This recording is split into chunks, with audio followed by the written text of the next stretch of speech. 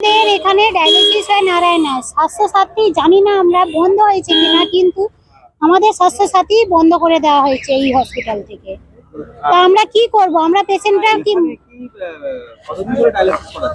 সবার 2.5 বছর, 3 বছর, 4 বছর করে পেশেন্ট, 5 বছর। আমার 2.5 বছর। আমাদের বললো যে এখানে আগের হপ্তাহ মঙ্গলবার থেকেই স্বাস্থ্যসাথীর কার্ড বন্ধ হয়ে গেছে। ওনারা অ্যাকসেপ্ট করছেন না, কিন্তু উপর থেকে কি অর্ডার দেওয়া হয়েছে যে স্বাস্থ্যসাথী বন্ধ হয়ে গেছে? আমরা বলছে আমরা কিছু করতে পারবো না। আমাদের ওপর সেল থেকে যদি বলা হয় স্বাস্থ্যসাথীর ভবন থেকে যে আপনারা এখানে সেলে অ্যাকসেপ্ট মানে কি বলে যে চালু করতে, আমরা করে দেবো।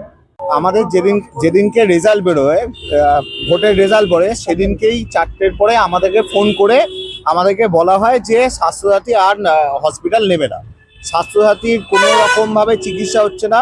আমরা সব ডায়ালিসিসের পেশেন্ট, আমাদের একটা ডায়ালিসিসের জন্য ক্যাশে করাতে গেলে 2200 টাকা 2400 টাকা করে চাওয়া হচ্ছে। আমাদের একজন পেশেন্ট আছে, একদিনের সপ্তাহে 3টে করে ডায়ালিসিস হয়। যদি 2200 টাকা 2300 টাকা করে পার ডায়ালিসিস নেওয়া হয়, তাহলে সপ্তাহে সেটা দাঁড়াচ্ছে 7000 টাকা। এক মাসে 24-25 হাজার টাকা, শুধু প্রায় 30,000 টাকার আশেপাশে আমাদের ডায়ালিসিসে খরচা হবে। বা শুধু একটা পেশেন্টের ডায়ালিসিসই তো সব নয়, তার সাথে আপনার ইঞ্জেকশন আছে, ডাক্তার আছে, টেস্ট আছে, আছে।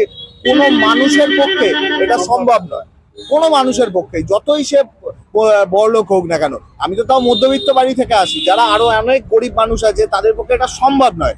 তো যেহেতু আমার অনুরোধ গভর্নমেন্টের কাছে, এটাই অনুরোধ, যেহেতু গভর্নমেন্ট এখনো পর্যন্ত বারণ করেনি যে স্বাস্থ্যসাথী বন্ধ হচ্ছে, তাহলে ভারত চালু হতে যা সময় লাগবে ততদিন আমাদের অর্ধেকের বেশি পেশেন্ট হয়তো গত হয়ে যাবে, মারা যাবে। কেন অত টাকা এফেক্ট করতেই পারবে না কেউ।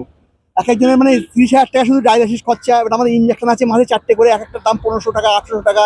ওষুধ আছে এক একজনের সপ্তাহে 400-500 টাকা করে। এইভাবে বাঁচা যাবে না।